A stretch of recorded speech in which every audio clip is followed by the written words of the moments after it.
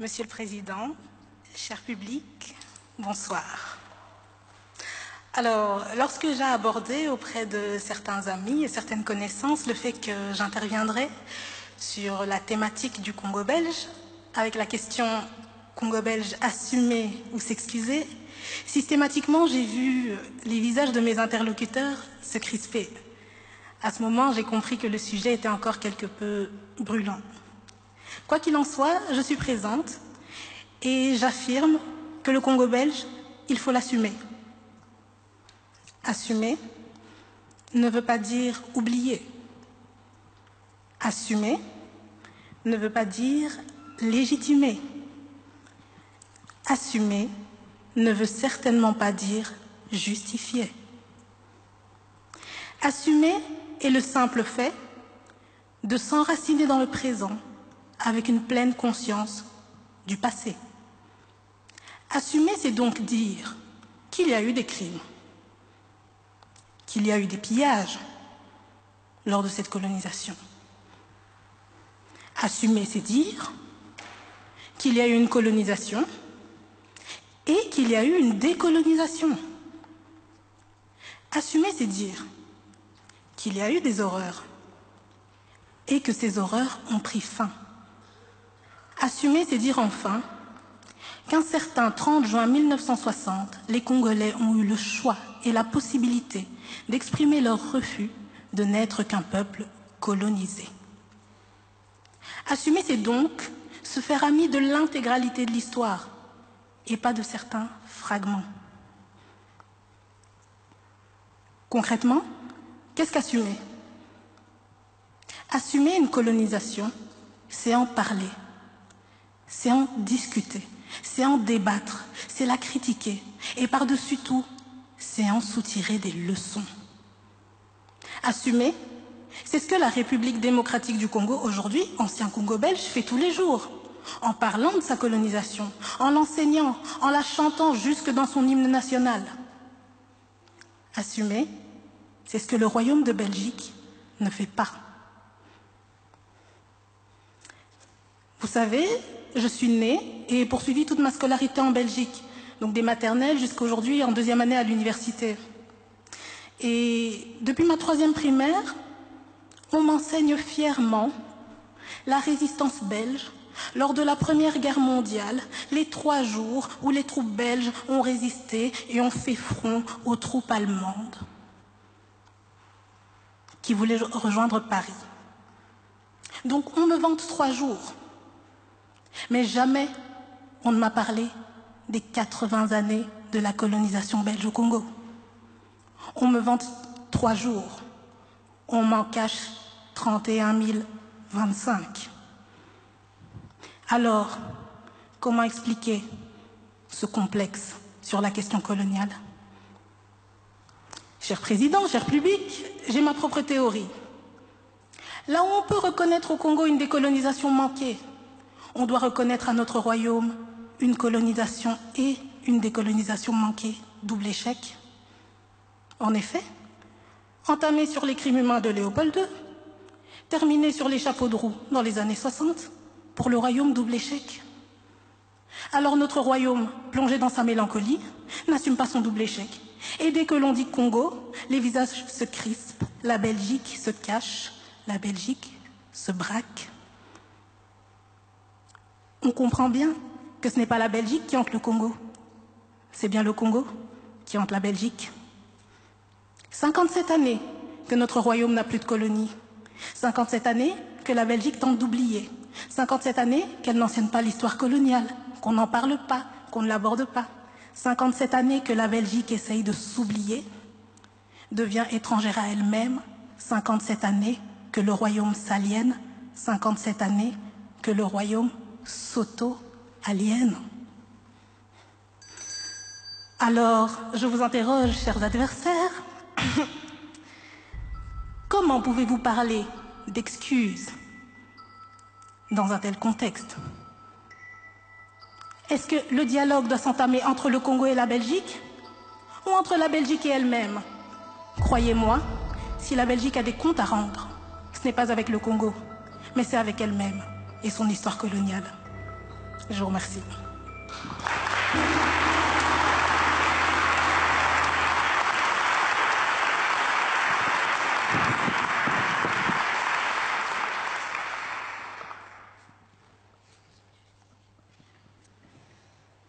Monsieur le Président, Mesdames et Messieurs, le Congo belge, assumer ou s'excuser. Tout d'abord, j'aimerais commencer par une définition des termes. Assumer. Assumer nous vient du latin assumere, qui signifie prendre pour soi. Une chose me dérange dans la valeur que l'on accorde au fait d'assumer dans notre débat. En effet, est-il correct de se poser la question de si oui ou non il faut assumer à partir du moment où la colonisation a commencé, à partir du moment où les actes ont été commis, à partir du moment où le roi des Belges, Léopold II, s'est porté garant de la conférence de Berlin? L'histoire ne nous laisse pas le choix. Elle ne laisse pas le choix à la Belgique de prendre sur soi. À moins que l'on réfute le fait qu'il y ait eu colonisation. Ce raisonnement me pousse à dire que le fait d'assumer n'est pas quelque chose de glorieux ou qui impose l'admiration. C'est simplement la moindre des choses. Malgré cela, aujourd'hui encore, la Belgique n'a pas totalement assumé. On peut l'observer sous plusieurs formes. Tout d'abord, l'histoire officielle a encore du mal à parler de certains faits moins honorables, beaucoup plus tragiques. Au contraire, elle les dissimule. Deuxièmement, on a tellement de mal à parler de ce sujet dans des conditions sérieuses, où des intervenants politiques débattraient sur le sujet avec un réel but derrière. À la place, on préfère en parler dans le cadre d'un spectacle oratoire. Le simple fait que l'on parle de ce sujet ici et maintenant montre à quel point la Belgique n'a pas assumé son passé colonial. Pourtant, assumer les fautes de nos prédécesseurs est un devoir. Le passé colonial de la Belgique fera toujours partie de notre histoire. C'est incontestable. Mais détrompez-vous. Comme je vous l'ai dit, assumer n'est pas suffisant. Assumer doit impérativement s'accompagner d'une demande de pardon. En assumant, on reconnaît ses torts, mais en aucun cas on démontre un sentiment de regret. C'est par le pardon qu'on démontre ce sentiment de regret.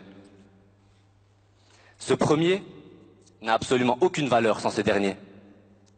On peut donc en conclure qu'assumer est l'étape juste avant le pardon.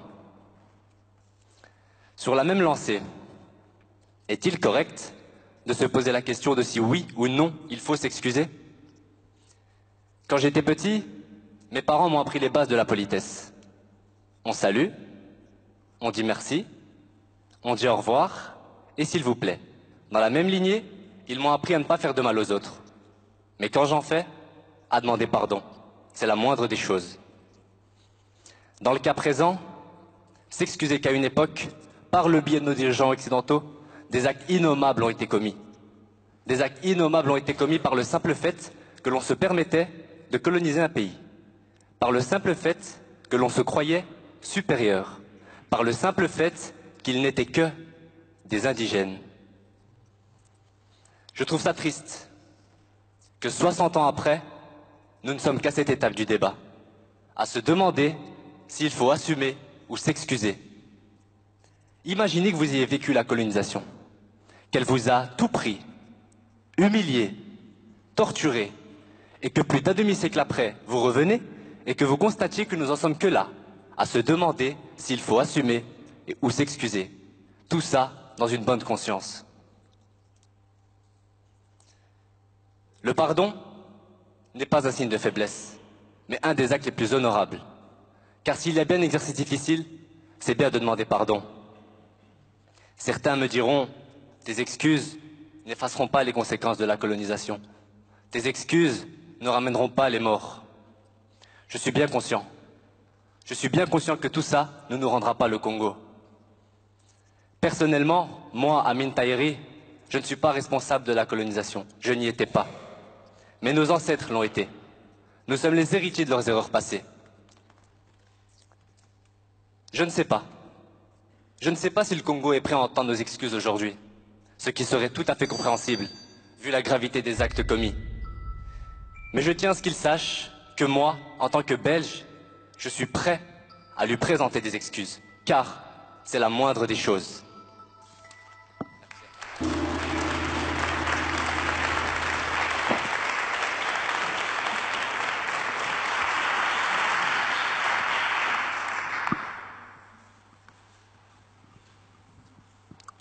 Mon cher ami, j'ai entendu votre argumentation. Je l'ai écoutée très attentivement. Toutefois, je me maintiens sur ma position. Assumer le Congo belge est un impératif. Je disais dernièrement, lors de ma dernière intervention, qu'assumer nous rendait amis de l'intégralité de l'histoire. Permettez-moi, cher public, Monsieur le Président, d'aller plus loin et de dire qu'assumer nous permet de remettre le présent en question en regardant notre passé. Vous savez, le Congo belge, ce n'est pas l'histoire d'une colonisation, ce sont deux colonisations. D'une part, celle du Congo, à qui l'on a certifié, bien entendu dans le contexte paternaliste et impérialiste de l'époque, une infériorité identitaire et culturelle. Et dans un second temps, c'est celle de la Belgique, à qui toujours, dans ce contexte paternaliste et impérialiste de l'époque, on a certifié une supériorité identitaire et culturelle. Colonisation des esprits, colonisation des consciences, colonisation inconsciente. Petit saut dans le temps, cher public, nous sommes en 1897. Alors, période d'industrialisation en Belgique, la Belgique brille. Et quelque part à Tervuren, un zoo humain.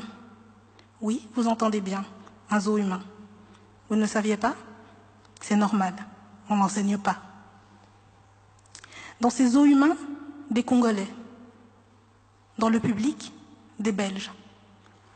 Colonisation des esprits, colonisation des consciences, colonisation inconsciente. Qui poussa monsieur et madame tout le monde à aller embarquer leurs familles, leurs enfants, voir d'autres êtres humains dans un zoo. Fort heureusement, ce type de spectacle ne se produise plus dans le royaume. Mais comme je l'ai dit au début de mon intervention, assumer nous permet de remettre le présent en question. Alors questionnons-nous, qu'en est-il de la colonisation des esprits? Combien pensent encore aujourd'hui farouchement au plus profond de leur cœur en une infériorité de l'Afrique et se disent que si l'Afrique souffre, c'est parce que l'Europe est partie? Combien pensent aujourd'hui encore l'Afrique incapable comme de réfléchir et dans notre cas, que le salut du Congo ne peut venir que de la Belgique? Combien? Cher public, détrompez-vous. Nous n'en avons pas fini avec le colonialisme. Certes, le Congo est libre, mais qu'en est-il de nos esprits? Dans combien d'esprits persistent encore des brides d'idées paternalistes qui menèrent en 1884 à la conférence de Berlin? Combien de bombes à retardement parmi nous qui inconsciemment pourraient refaire commencer l'histoire? Assumer nous permet de remettre le présent en question. Alors je m'adresse à vous, chers adversaires. Dans un tel contexte de potentielle colonisation des esprits encore présente, trouvez-vous toujours des excuses légitimes? Les trouvez-vous légitimes?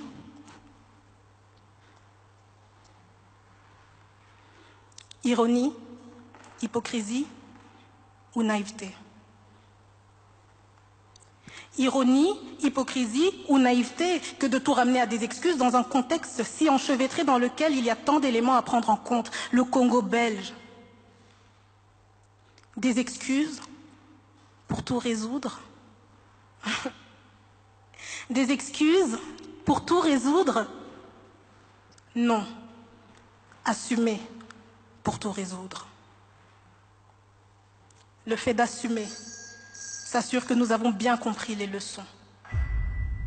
Personne ne s'excuse, car personne n'a voulu l'histoire. Personne ne s'excuse, car personne n'a été acteur. Non, ne vous excusez pas. Personne n'est responsable. Toutefois, responsables nous sommes du silenciement de l'histoire. Responsables nous sommes du silenciement de l'histoire, du non-respect, de la mémoire. Et moi la première, cher public. Et pour ça, rien que ça, je m'excuse.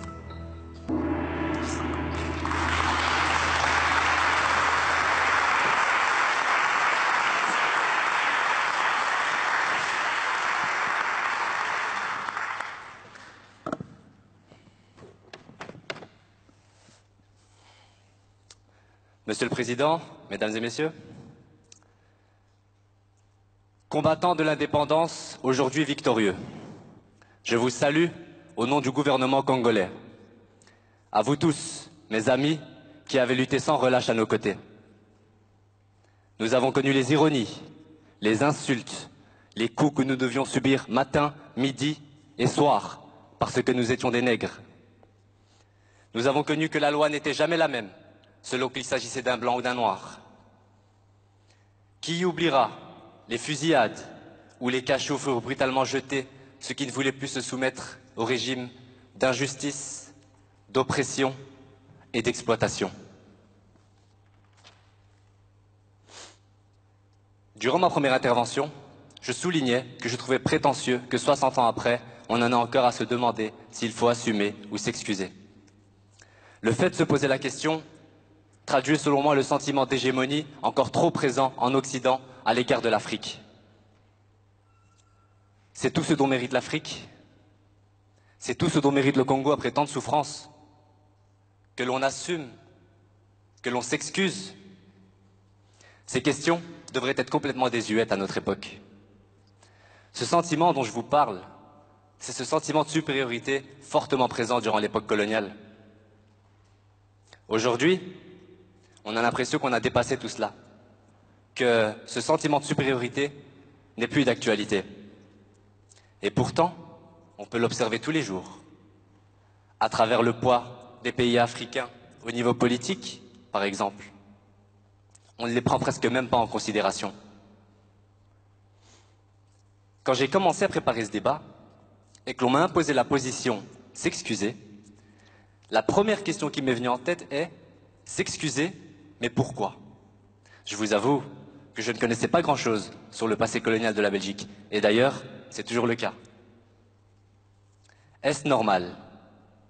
Est-ce normal que l'on ne m'a jamais enseigné le passé colonial de la Belgique, alors que j'ai fait toutes mes études ici? Patrice Lumumba a vu clair en disant « L'histoire dira un jour son mot ». Mais ce ne sera pas l'histoire que l'on enseignera à Bruxelles, à Paris ou à Washington, mais celle que l'on enseignera dans les pays affranchis du colonialisme. Je suis loin d'être le seul dans ce cas. Beaucoup ignorent ce qui s'est passé au Congo belge. Au Congo belge, on forçait les hommes à travailler en prenant leurs familles en otage.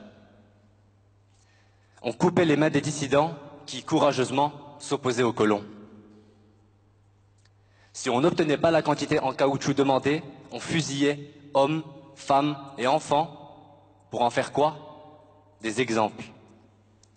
Le Congo belge, ce n'est pas des centaines, ce n'est pas des milliers, ce sont des millions de morts, des millions. Alors pour ça, je serais fier si mon gouvernement s'excusait au moins par des actes symboliques. Cela serait un bon point de départ à des collaborations saines avec la République démocratique du Congo. Au début de mon intervention, je vous ai récité le discours de Patrice Lumumba à l'indépendance du Congo en 1960. Ce discours a une grande valeur symbolique. Alors, pour lui rendre hommage à lui et au Congo, car c'est la moindre des choses, j'ai aussi envie de faire un acte symbolique. Pour les mains coupées, je m'excuse. Pour les humiliations à répétition, je m'excuse. Pour le travail forcé, je m'excuse. Pour les mères tuées, je m'excuse. Pour les pères tués, je m'excuse. Pour les fils tués, je m'excuse. Pour les filles tuées, je m'excuse. Pour l'esclavage, je m'excuse. Pour chaque larme versée, je m'excuse. Pour notre silence, excusez-nous. Merci à tous.